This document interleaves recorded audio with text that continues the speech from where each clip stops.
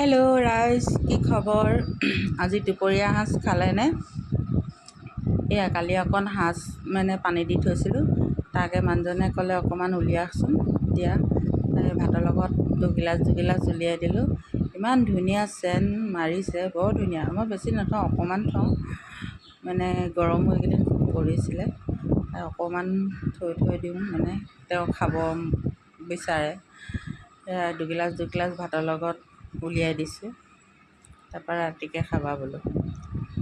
ইমান ধুনীয়া গোন্ধটোতে খাওঁ লাগি গৈছেগৈ একদম। আৰু আনকালে ময়ো সাঁজ নাখাওঁ, হাই প্ৰেছাৰ থকা মানুহ নহয়। আজি আকৌ অকণমান খালোঁ দেই। ইমান ধুনীয়া আৰু মিঠা, বৰ ধুনীয়া, খাবলৈও বহুত ধুনীয়া লাগিলে।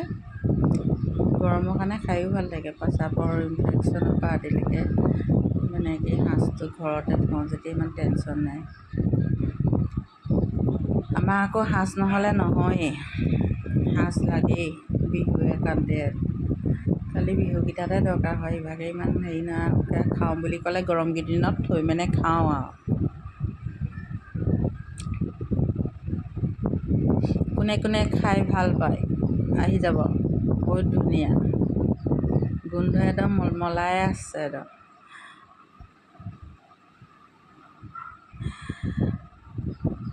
আৰু আপোনালোকে খোৱা বোৱা কৰিলেনে? এয়া চাওক ৰংটো কি ধুনীয়া।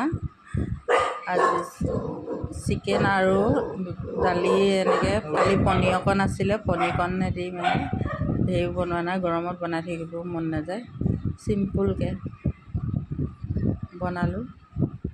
গিলাচৰ ৰংকেইটাই একদম খাওঁ লাগি গৈছে, কি ধুনীয়া ৰংটো চব। আৰু বৰ ধুনীয়া আছিলে, একদম বৰ ধুনীয়া চোকাও। দুগিলাচ খালে একদম খোৱা মানুহ পৰি যাব। ৰজাই মোবাইলত